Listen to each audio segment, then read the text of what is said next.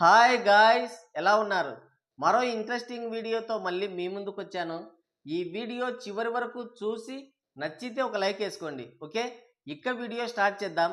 Man of masses young tiger NTR నటించిన దేవర movie box office వద్ద ప్రకంపనలు సృష్టిస్తుంది. ఒక స్టార్ హీరో సోలో హీరోగా సుదీర్ఘ విరామం తీసుకుంటే దాని తాలూకు రిజల్ట్ ఎలా ఉంటుందో దేవర మూవీ చూపిస్తుంది. ఈ సంవత్సరం సరైన సక్సెస్ లేక బాక్సాఫీస్ వెలవెలబోతుంది.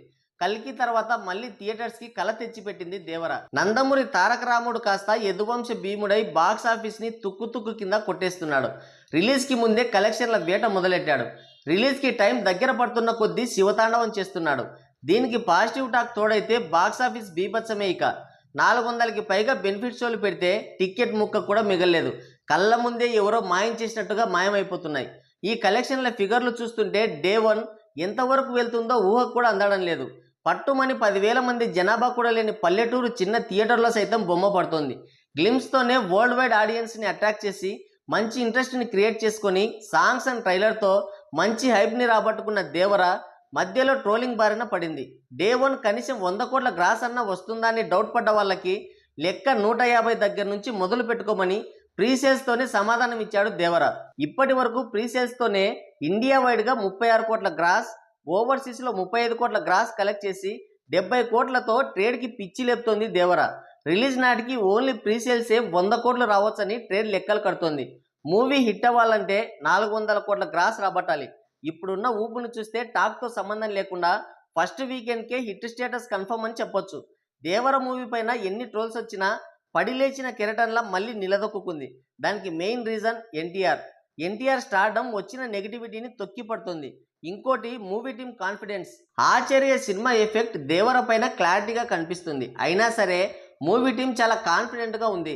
ట్రైలర్లో లేనిదేదో సినిమాలో ఉంది. ఆ ట్విస్ట్ సినిమా మొత్తానికి హైలైట్ అవుతుందని, పార్ట్ 2 పైన ఆడియన్స్లో ఎక్కువ క్యూరియాసిటీ కలిగిస్తుందని, అదే వారి ధైర్యానికి కారణమన్నట్లు తెలుస్తుంది. స్పెషల్ షో చూసిన వాళ్ళు కూడా ఇదే చెప్తున్నారు. బాహుబలి పార్ట్ 1లో కట్టప్ప బాహుబలిని ఎందుకు చంపాడు అన్న సస్పెన్స్తో ముగించి పార్ట్ 2 పైన ఫ్రీ ప్రమోషన్ వచ్చేలా చేసుకున్నాడు రాజమౌళి. సేమ్ ఇందులో కూడా అంతకు మించిన హైప్ వచ్చే ట్విస్ట్ ఉన్నట్లు తెలుస్తుంది. ఎగ్జాక్ట్గా కథ ఇలానే ఉంటుందని చెప్పలేను, కానీ కొంచెం సిమిలర్గా ఇదే పాయింట్తో ఉండొచ్చని అనుకుంటున్నాను. ట్రైలర్ చూసిన తర్వాత నేను అనుకున్న కథ ఏంటంటే, దేవర విలన్ బైరా అండ్ ఫ్రెండ్స్తో కలిసి బోట్స్లో వర్క్ చేస్తూ ఉంటారు. సైఫ్ అలీ ఖాన్ ముఠా దేవరకి తెలియకుండా డ్రగ్స్ స్మగ్లింగ్ చేస్తూ ఉంటారు. దేవర వాటిని అడ్డుకోవడమో లేదంటే వాళ్ళు తప్పు చేస్తున్నారని దేవరికి అనుమానం వచ్చిందనో ఒక సిచ్యువేషన్లో తమ ఇల్లీగల్ బిజినెస్ కోసం దేవరని చంపాలనుకుంటారు. దేవరని ఒక విషం పూసిన కత్తితో పొడవడం వల్ల చనిపోతాడు. బట్ దేవర తప్పు చేసి పరారీలో ఉన్నట్టు అక్కడి ప్రజల్ని విలన్స్ నమ్మిస్తారు. అయితే దేవర కొడుకు చిన్న ఎన్టీఆర్ దేవరకి టోటల్ రివర్స్లో భయంతో బ్రతుకుతుంటాడు. దేవర తప్పు చేసి పారిపోయాడని 2 సంవత్సరాల నుంచి కనపడడం లేదని కోపంతో ఉంటాడు. అలాంటి టైంలో విలన్ బ్యాచ్లో ఒక్కొక్కరిని చిన్న ఎన్టీఆర్ లాగా ఉండే పర్సన్ చంపుతూ ఉంటాడు.